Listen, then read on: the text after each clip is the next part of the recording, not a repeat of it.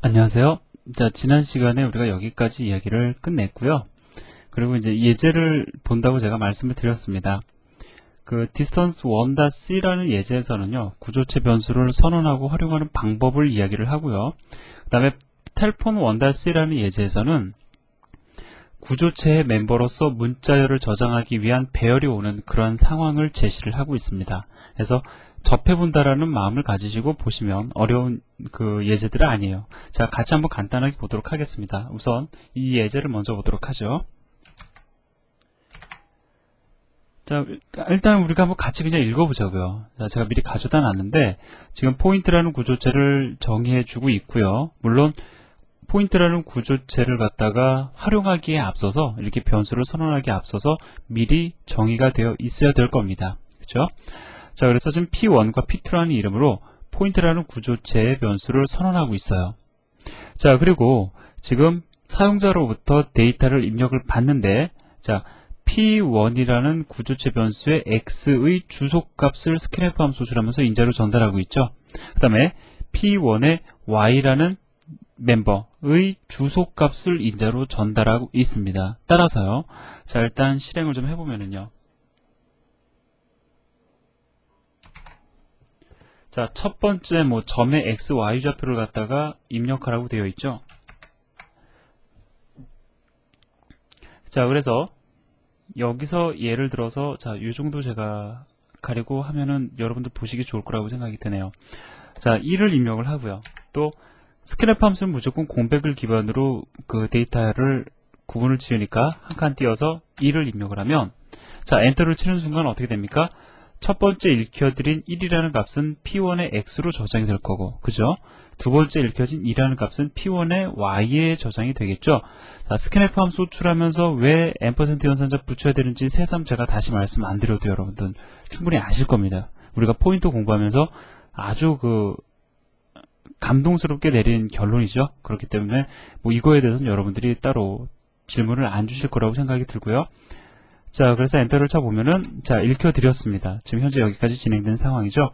그 다음에 이번에는 P2라는 변수의 x와 y 값 저장하기 위한, 자, 그러한 값을 입력하라고 되어 있네요. 그죠? 그래서 2와 4를 입력하고 엔터를 치면, 자, 두 점의 거리를 갖다가 계산해주는, 자, 이러한 형태의 프로그램을 여러분들이 지금 보고 계신 겁니다. 자, 어려운 내용이 아니니까 간단하게 여기서 마무리를 짓고요. 자, 그 다음에 또 다른 예제를 하나 보도록 하죠. 텔폰 1.c라는 예제를 보도록 하겠습니다.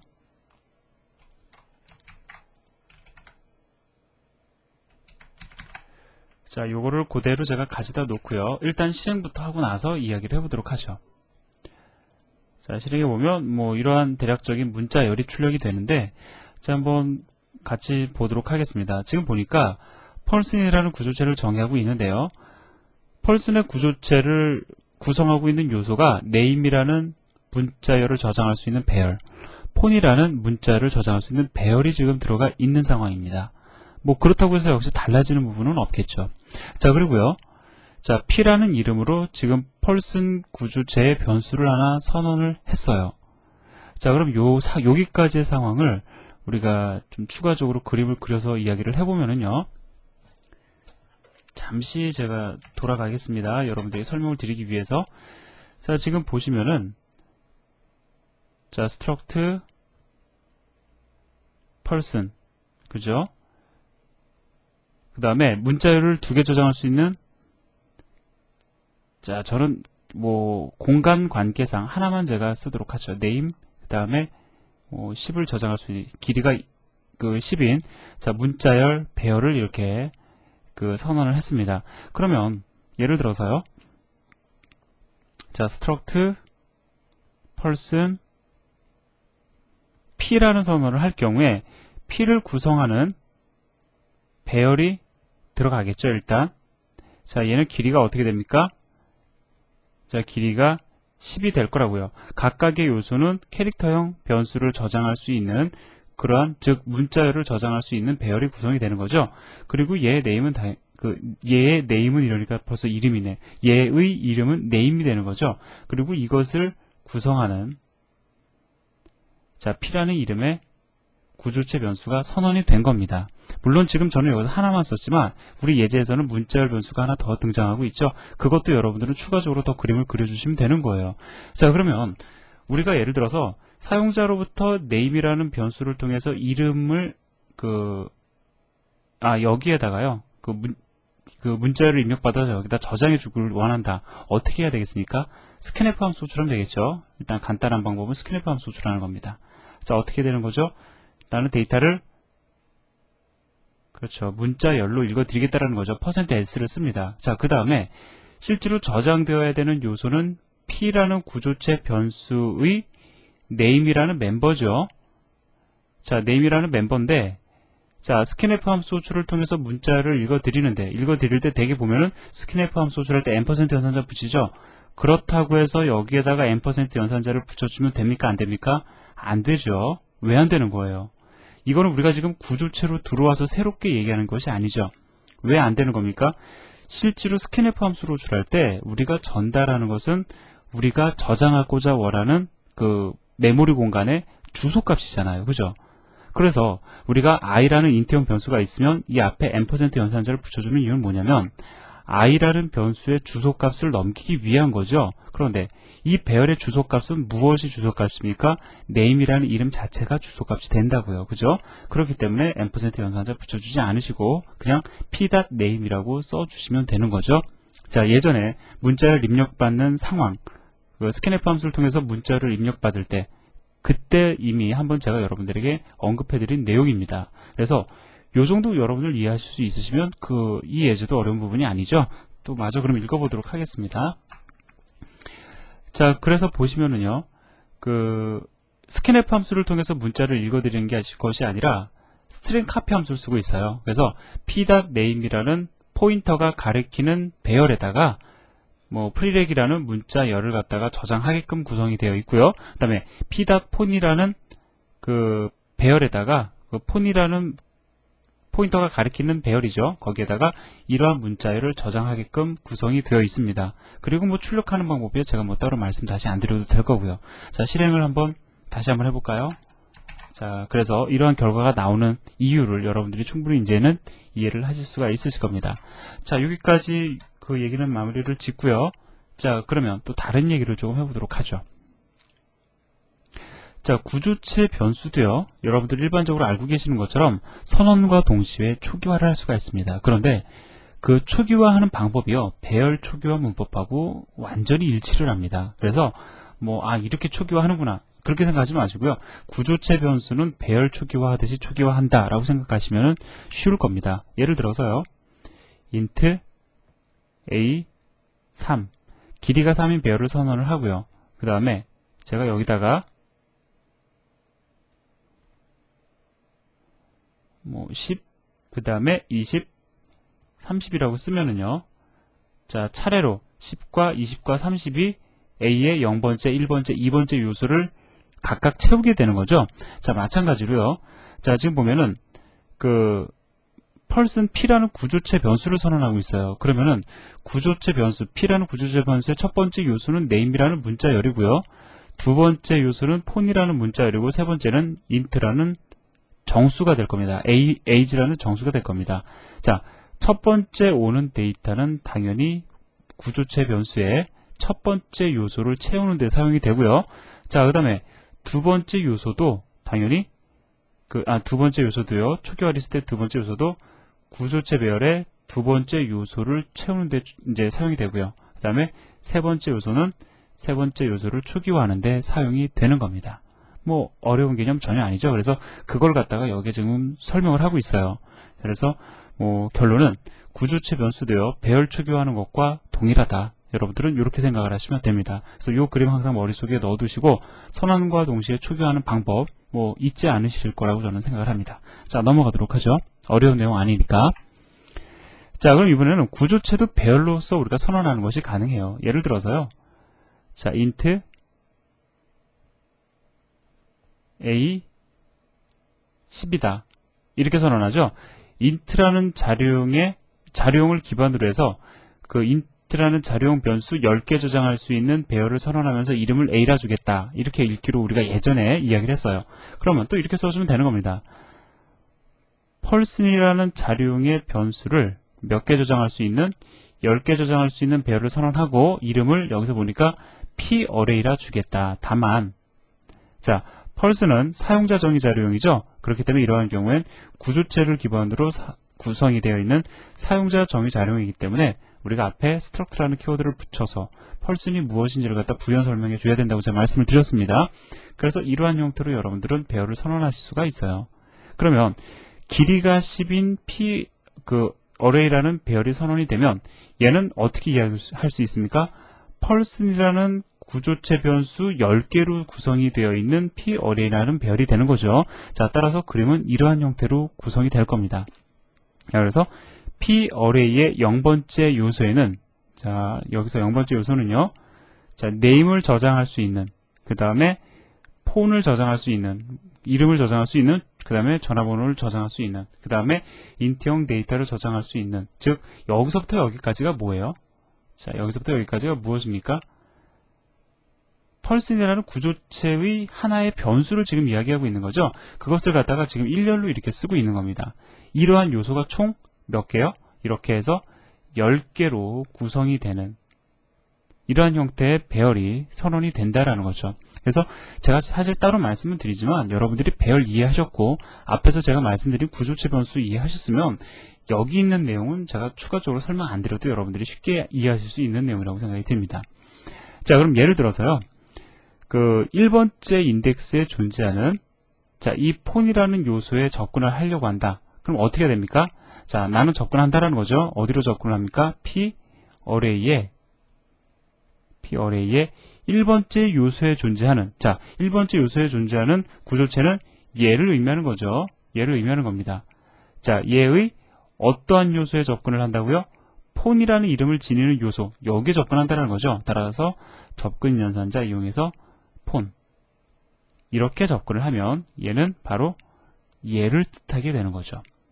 자, 그래서 이것도 우리가 좀 이따 예제를 통해서 다시 한번 확인을 해보도록 하겠습니다.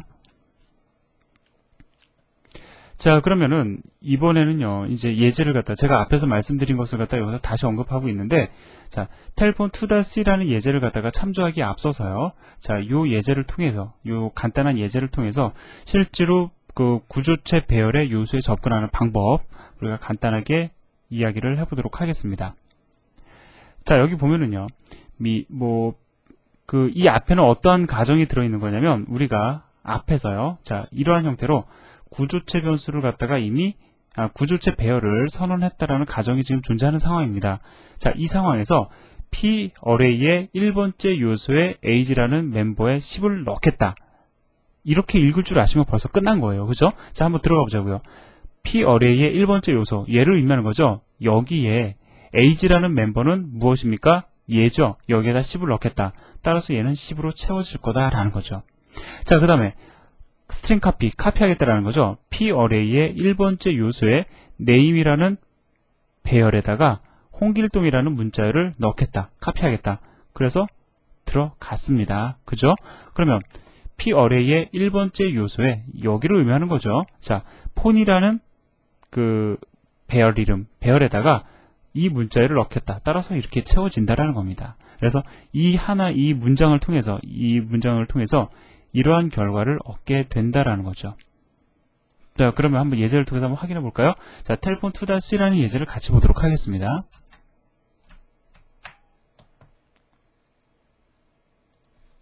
자, 제가 이거를 그대로 복사를 해서요.